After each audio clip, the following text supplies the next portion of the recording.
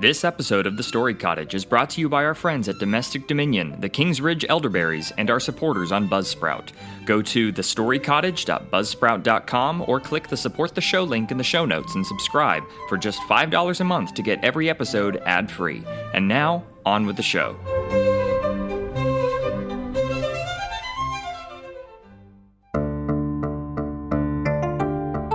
Fairy tales, folklore, myths, and legends. Why do children need them? Why do nations and peoples create them? Who knows? Maybe some of them are real. Maybe some are merely imaginative. Is there a hidden wisdom worth finding in these tall tales? Proverbs 1:5-6 says, "Let the wise hear and increase in learning, and the one who understands obtain guidance, to understand a proverb and a saying, the words of the wise and their riddles." We're your hosts, Jerry and Amy Davidson. Welcome to the Story Cottage. Please step inside.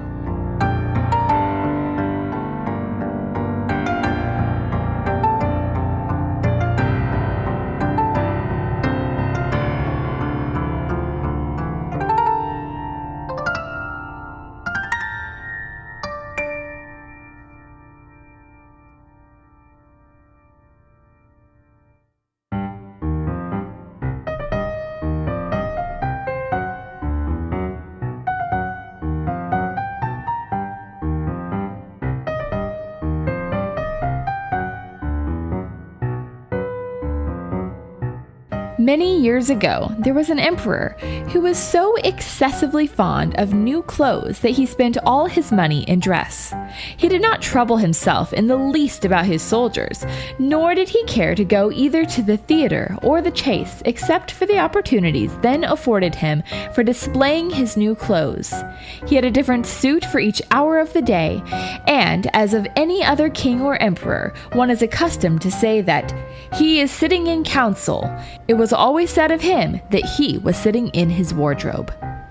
Time passed merrily in the large town which was his capital. Strangers arrived every day at the court. One day, two rogues, calling themselves weavers, made their appearance. They gave out that they knew how to weave stuffs of the most beautiful colors and elaborate patterns, the clothes manufactured from which should have the wonderful property of remaining invisible to everyone who is unfit for the office he held, or who is extraordinarily simple in character. "These must indeed be splendid clothes," thought the emperor. "Had I such a suit, I might at once find out what men in my realms are unfit for their office, and also be able to distinguish the wise from the foolish. This stuff must be woven for me immediately." And he caused large sums of money to be given to both the weavers in order that they might begin their work directly. So the two pretended weavers set up two looms and affected to work very busily, though in reality they did nothing at all. They asked for the most delicate silk and the purest gold thread, put both into their own knapsacks, and then continued their pretended work at the empty looms until late at night. "I should like to know how the weavers are getting on with my cloth," said the emperor to himself. After some little time had elapsed, he was, however, rather embarrassed when he remembered that a simpleton, or one unfit for his office, would be unable to see the manufacture. To be sure, he thought that he had nothing to risk in his own person, but yet he would prefer sending somebody else to bring him intelligence about the weavers and their work before he troubled himself in the affair. All the people throughout the city had heard of the wonderful property the cloth was to possess, and all were anxious to learn how wise or how ignorant their neighbors might prove to be. "I will send my faithful old minister to the weavers," said the emperor at last, after some deliberation. "He will be best able to see how the cloth looks, for he is a man of sense, and no one can be more suitable for his office than he is." So the faithful old minister went into the hall where the knaves were working with all their might at their empty looms. "What can be the meaning of this?" thought the old man, opening his eyes very wide. "I cannot discover the least bit of thread on the looms." However, he did not express his thoughts aloud. The impostors requested him very courteously to be so good as to come nearer their looms, and then asked him whether the design pleased him and whether the colors were not very beautiful, at the same time pointing to the empty frames. The poor old minister looked and looked. He could not discover anything on the looms, for a very good reason. There was nothing there. What? Thought he again. Is it possible that I am a simpleton? I have never thought so myself, and no one must know it now if I am so. Can it be that I am unfit for my office? No, that must not be said either. I will never confess that I could not see the stuff. Well, Sir Minister, said one of the knaves, still pretending to work. you do not say whether the stuff pleases you. Oh, it is excellent, replied the old minister, looking at the loom through his spectacles. This pattern and the colors, yes. I will tell the emperor without delay how very beautiful I think them. We shall be much obliged to you, said the impostors, and then they named the different colors and described the pattern of the pretended stuff. The old minister listened attentively to their words, in order that he might repeat them to the emperor, and then the knaves asked for more silk and gold, saying that it was necessary to complete what they had begun. However, they put all that was given them into their knapsacks and continued to work with as much apparent diligence as before at their empty looms. The emperor now sent another officer of his court to see how the men were getting on, and to ascertain whether the cloth would soon be ready. It was just the same with this gentleman as with the minister. He surveyed the looms on all sides, but could see nothing at all but the empty frames. Does not the stuff appear as beautiful to you as it did to my lord the minister? Asked the impostors of the emperor's second ambassador, at the same time making the same gestures as before and talking of the design and colors which were not there. I certainly am not stupid. Thought the messenger. It must be that I am not fit for my good, profitable office. That is very odd. However, no one shall know anything about it. And accordingly, he praised the stuff he could not see, and declared that he was delighted with both colors and patterns. Indeed, please your imperial majesty, said he to his sovereign when he returned. The cloth which the weavers are preparing is extraordinarily magnificent. The whole city was talking of the splendid cloth which the emperor had ordered to be woven at his own expense.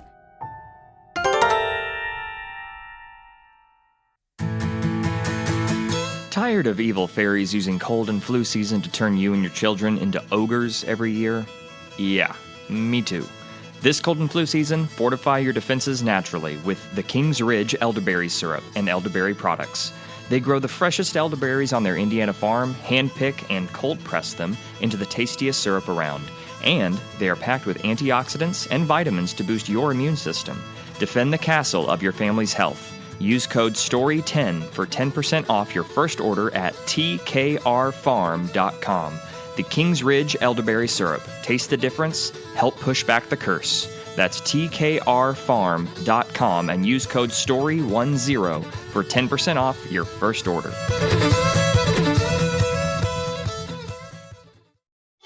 Honey, I need help! Why? What's wrong? There are dragons in our laundry and dishwasher. Hang on, dear. I'm getting my sword. No, wait. These dragons cannot be killed by a sword. They've never tasted my blade. I know, but all we need to kill these dragons is detergent from Domestic Dominion. Okay, then we must make haste.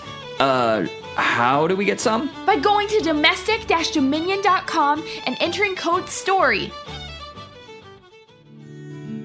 Ladies, our husbands are great for so many things, including slaying the run-of-the-mill dragons. But sometimes there are monsters that sneak through even the best defenses, like the toxins and chemicals in your laundry and dish detergents. And often, those supposedly clean detergents at the store are just pretty little poisoned apples. That's where Domestic Dominion can help.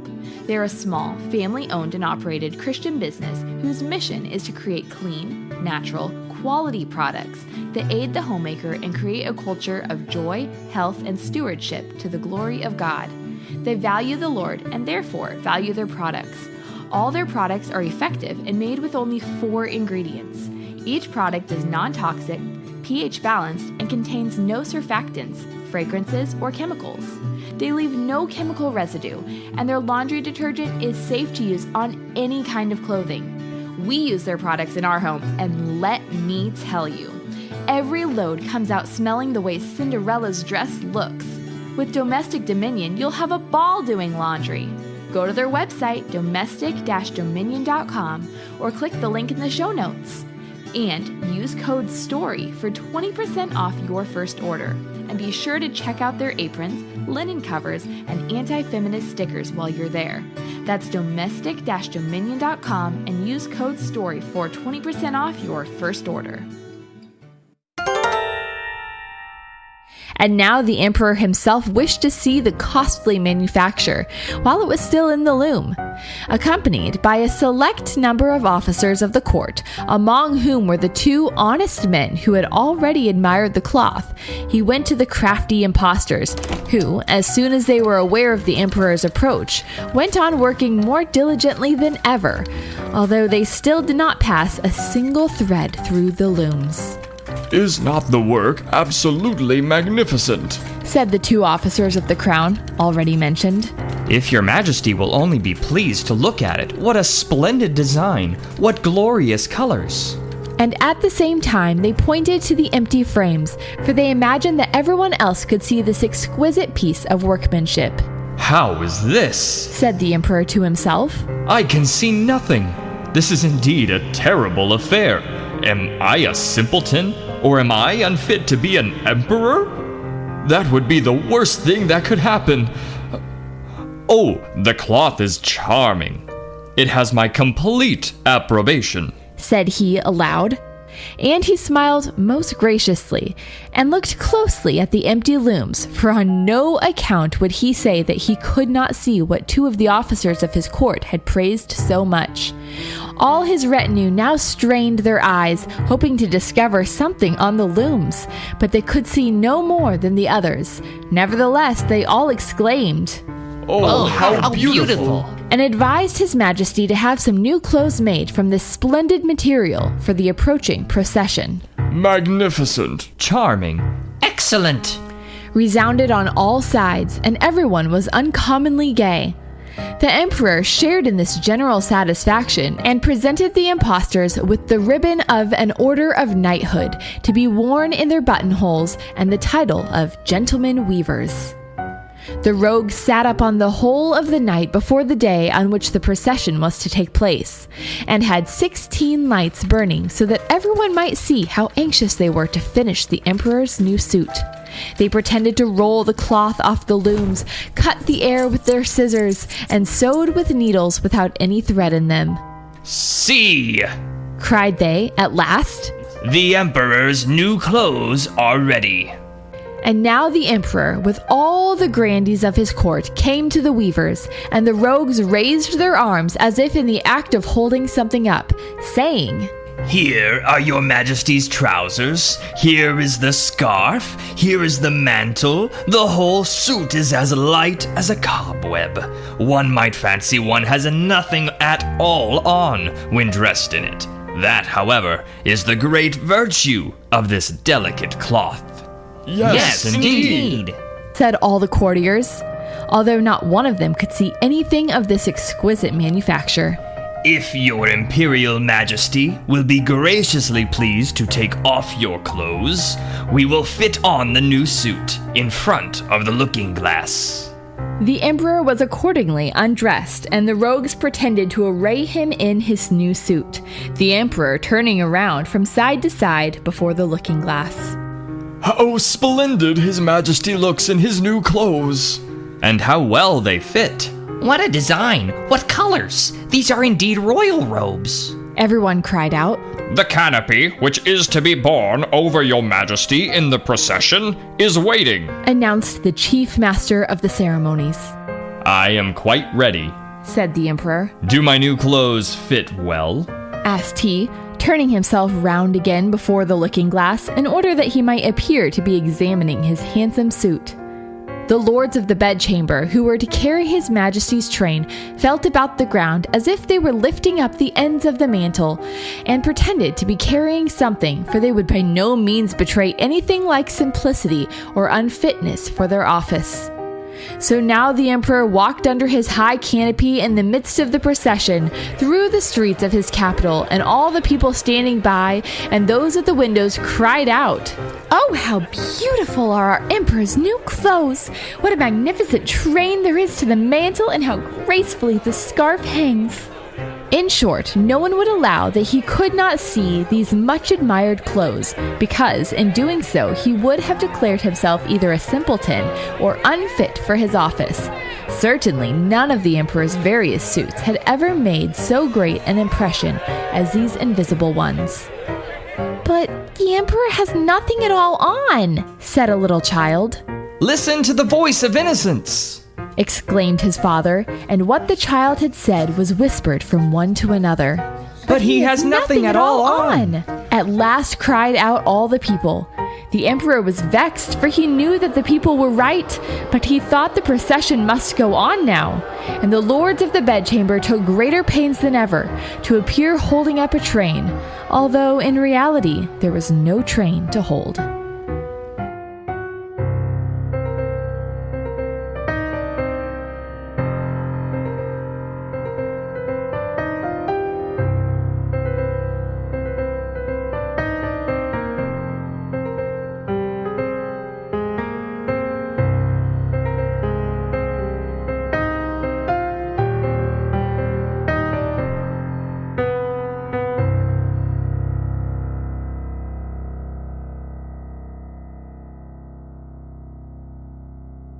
All right, welcome back to the final episode of Season 1 of the Story Cottage. Thank you guys so much for joining us. Let's jump into our question. First, what sort of values do we see in the characters in this story? Yeah, well, firstly, the emperor values his own appearance and the selfish admiration of those around him. Basically, he's prideful, boastful, and he loves only himself. Yep. Secondly, the courtiers and officers around the emperor value their own positions. The crowds also value what others will think about them.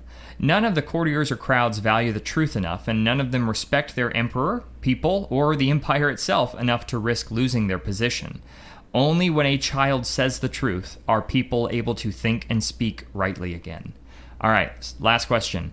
What can you learn to apply these things in your daily life? Well, when pride is your guide, you'll one day be exposed as a fool. This is the lesson we learned from the emperor, courtiers, and officers. They knew that since the emperor kept strutting down the street, even after the crowd starts yelling that he had no clothes, that they'd lose their position if they said anything. We're all tempted to sin like this. First, we're tempted to commit the sin. Then that sin can become a habit. And when that sin becomes a habit, it will lead us into worse sins and embarrassing mistakes. The next temptation that comes is to be stubborn in our sin. Ignore it, cover it up, or run away from it because we think we can avoid the embarrassment. But that is a lie. Yes, it is. Now, when we let pride or any kind of sin rule over us and don't practice repentance and self-discipline, we will make embarrassing mistakes and have big lapses in judgment. The important thing to remember is that we must humble ourselves enough to repent when we do sin. God forgives, and very often people forgive our mistakes too. The emperor, the nobles, and the officers would not admit to their being fooled, and so for that, they will live forever in our minds as the example of naked shame and stupidity, literally. Yes. But don't forget that the crowd went along with the foolish pride of the emperor at first too. When our leaders tolerate or celebrate sin, we will be tempted by social pressure to tolerate and celebrate that same sin. So be careful. Going along with the crowd or what is popular can lead you into committing embarrassing and often sinful acts. Instead, like the judges, prophets, apostles, and our King, Christ himself, we must speak the truth to the crowds and our leaders for the glory of God. Well, thank you so much for listening to this final episode of Season 1 of the Story Cottage. Yep. We've loved bringing these classic stories to life for you and your families, and our hope is that we can bring more stories to you next year with a full second season. So please consider subscribing even during this off season. It's not free to keep the fireplace lit and the cottage cozy. And we would really like to bring you another full season next year. Yes, we want these and many other stories we have planned to be timeless tales you can listen to over and over again together and share with your kids. We will be releasing one bonus episode of just Amy and I talking more about what it was like putting these stories together, talking about our kids' favorites, and kind of whatever other topics come up. But thank you again for accepting our invitation into our first season of the Story Cottage, and we'll see you next time. God bless you all. Yeah, we couldn't have done it without you guys. So, toodaloo. Thank you for joining us here at the Story Cottage. If you liked what you heard, smash that follow button and leave us a 5-star review. It tremendously helps with the algorithms so folks like you can find us. Go to thestorycottage.buzzsprout.com or click the support the show link in the show notes to subscribe for $5 a month to get every episode ad-free. And follow us on X, Instagram, or Facebook. And please, join us next time.